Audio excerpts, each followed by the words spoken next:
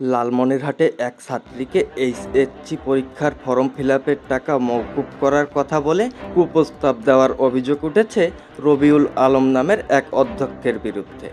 কুপ্রস্তাবে রাজি না হওয়ায় ওই ছাত্রীকে পরীক্ষা দিতে দিবেন না বলেও অভিযোগ উঠেছে ওই অধ্যক্ষের বিরুদ্ধে। এ ঘটনায় ভুক্তভোগী ছাত্রীর বাবা ওই অধ্যক্ষের বিরুদ্ধে লালমনিরহাট জেলা প্রশাসক বরাবরে একটি লিখিত অভিযোগ দিয়েছেন। রবিউল ইসলাম লালমনিরহাট জেলার আদিতমারী উপজেলার মহিষখোঁচা বহুমুখী উচ্চ বিদ্যালয় ও কলেজের ভারপ্রাপ্ত অধ্যক্ষ পদে দায়িত্বরত আছেন।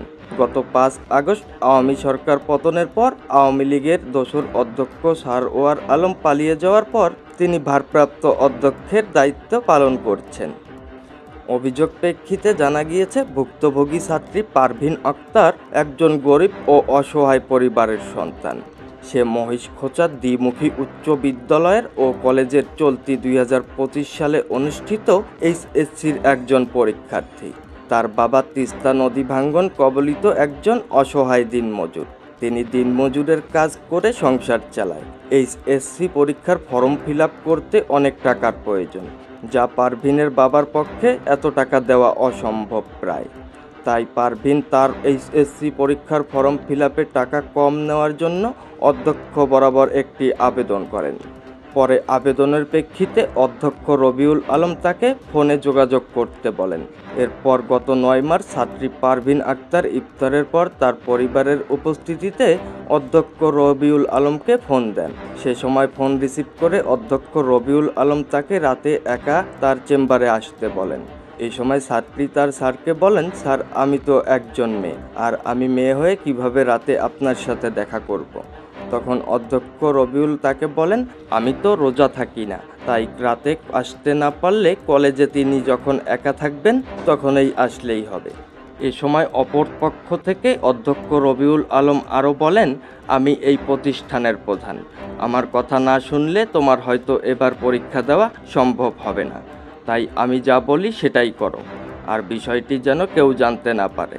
অধ্যক্ষ এ কথা বলার সাথে সাথে পারভিন ফোন কেটে দেন এবং বিষয়টি তার বন্ধুবান্ধব ও কলেজের অন্যান্য শিক্ষকদের এই বিষয়টি অবগত করেন। পরে রাতে পারভিনের বাবা কাজ শেষে বাড়িতে আসলে বিষয়টি তার বাবা আব্দুর রহমানকে অবগত করেন।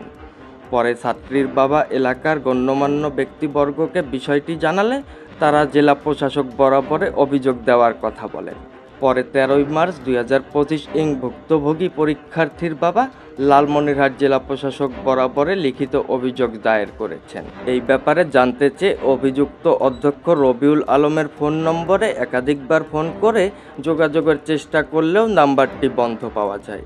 আরেকদিকে এই বিষয়ে লালমনিরহাট জেলা প্রশাসক HM রাকিব হায়দার গণমাধ্যম কর্মীদের জানান, এ বিষয়ে একটি অভিযোগ পেয়েছি। যেহেতু এটি আইন শৃঙ্খলার বিষয়, তাই অভিযোগটি পুলিশ সুপার বরাবরে পাঠানো হয়েছে এবং পুলিশ প্রশাসনেই বিষয়টি তদন্ত করে ব্যবস্থা নেবেন। আরেকদিকে আদিতমারী থানার ভারপ্রাপ্ত কর্মকর্তা ওসি আকবর আলী বলেন, এই বিষয়ে থানায় কোনো অভিযোগ পাওয়া যায়নি, তবে অভিযোগ পেলে তদন্ত করে আইনানুগ ব্যবস্থা নেওয়া হবে। Anisul Rajib, UTV online news desk, Lalmonirhat.